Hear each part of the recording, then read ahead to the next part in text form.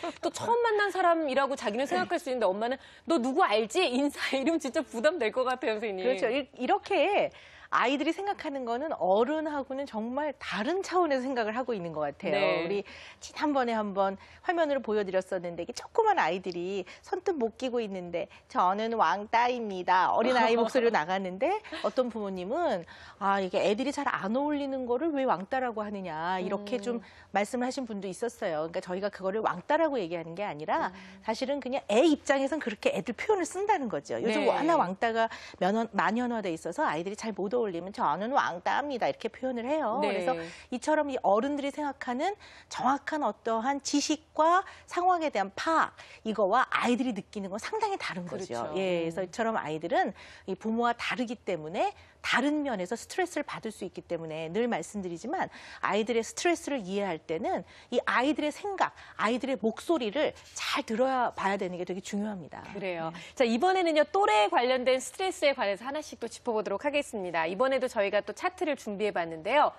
그래요. 늘 항상 누구나 다 주류가 되고 싶어 하지만 사실 친구 사이에서 주류가 되지 못하는 것에 대한 아이들의 스트레스, 속도가 느린 아이, 또 공정한 규칙, 감각이 예민할 때, 또 장난감을 공유하는 것에 대한 스트레스, 용돈에 대한 스트레스 뭐 이런 것들이 있을 수 있을 것 같아요.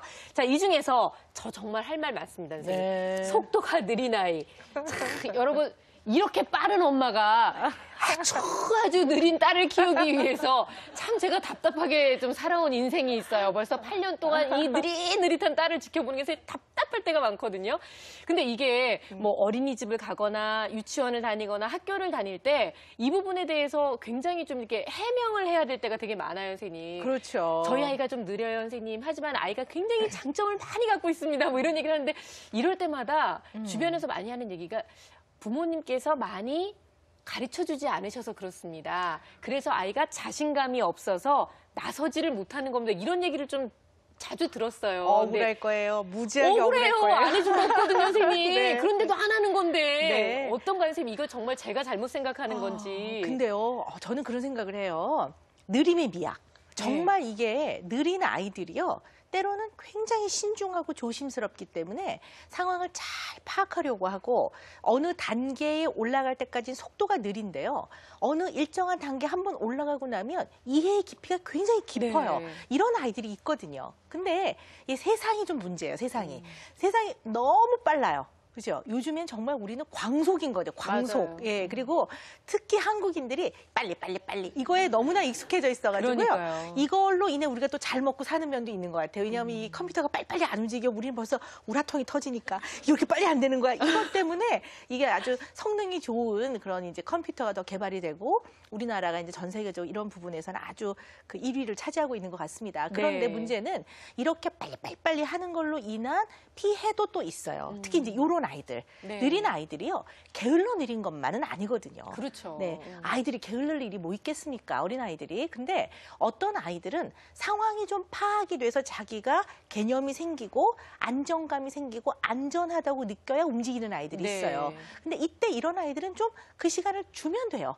주면 되고 좀 기다려주면 되는데 그리고 이렇게 관찰할 시간을 좀 주면 되는데 그런 걸 좀 못 기다리고 자꾸 채근을 하면 네. 아이가 어쨌든 순간 파악이 안 돼서 약간 자기를 주춤하고 있는 아이인데 채근을 막 하면 당황해서 움직이다 보면 더 못 움직여요. 그렇죠. 그러니까 더 가만히 있는 경우들이 있거든요. 이런 아이도 좀 기다려줘야 돼요. 근데 이제 가장 큰 문제가 부모와 자녀 관계는 이게 가능해요. 이렇게 설명을 드리면 1대1의 관계에서는 기다려주거든요. 네. 근데 이제 이 학교 같은 집단에 들어가면 문제가 되는 거죠. 맞아요. 더군다나 어떤 선생님은요. 잘하라는 좋은 의도시지만 아이한테 빨리 한 조는 오늘 스티커 이러거든요. 그러면 느린 애가 껴있는 조는 얘면 등짝 때려요, 애들이. 그렇죠. 너 때문에 이렇게 되는 거죠. 예, 그러면서 이 아이들이 또 마음고생을 할 수가 있거든요. 그래서 사실은 이제 이런 것들로 경쟁을 하는 거는 우리 이제 초등학교 저학년 아이들을 가르치시는 선생님들께서는 조금 주의를 하셔야 될 필요가 있어요. 그리고 어떤 유치원에서는 제가 직접 본 건데요. 저 뒤쪽에다가 이제 무슨 크레파스랑 이런 거 잔뜩 놓고 자 여기서부터 빨리 뛰어가서 짚는 사람이 좋은 크레파스를 쓰는 거라고. 그러니까 아이들이 막 뛰어가더라고요. 그러니까 약간 느린 애들은 멍하니 서 있는 거예요. 크레파스도 없이 그냥 해야 돼. 예, 그러니까 이러한 경쟁은 어떻게 보면 음. 발달시키는 경쟁이라기보다는 좀 바람직하지 그렇네요. 않을 수 있고요. 또 빠른 아이들은 상관없지만 이렇게 좀 느린 아이들은 굉장히 치이죠. 네. 예, 근데 이제 이런 아이를 키우는 부모는 아이를 잘 보니까 이런 특징이 있단 말이죠. 그래서 좀 네. 본인은 기다려도 주고 천천히 설명도 해주고 아이가 하나하나씩 단계를 올라가도록 기다려주고 있는데 주변 사람들은 남의 일에 대해서 너무 쉽게 말하는 경향이 있어요. 그 집에 큰일 났어. 뭐 그래. 이런 데든가 그 집 애랑 뭐 모두 안 하고 싶대. 뭐 이러면 굉장히 상처를 받게 되고 부모도 인간인지라 네. 이런 말을 들으면 아이한테 불필요한 어떻게 보면 체근이나 스트레스를 줄 수 있죠. 그래서 우리는 정말 이 남의 애들에 대해서는 정말 조심해서 말해야 될 것 네. 같아요. 더군다나 이제 일하는 엄마들은요 늘 미안한 마음을 가지고 있잖아요. 아이에 대해서요. 근데 혹시 내가 일을 하고 있어서 그런 거 아닌가 뭐 이런 네. 생각을 할 수도 있을 것 같아요. 근데 그럴 건 아니고요. 사람마다 좀 어떤 상황을 빨리빨리 받아들여서 빨리 처리하는 사람이 있고 어떤 사람은 한참 이것을 파악해서 천천히 가는 사람이 있는 겁니다. 왜 감정도 그래요. 네. 빨리 형성됐다 빨리 처리하는 사람이 있고요. 그러면 헐 화냈다가 그렇죠. 또 금방 안 할 게 끝없어? 뭐 이런 그렇죠. 사람이 예. 있는 거고 어떤 사람은 어떤 감정을 느끼는데 좀 시간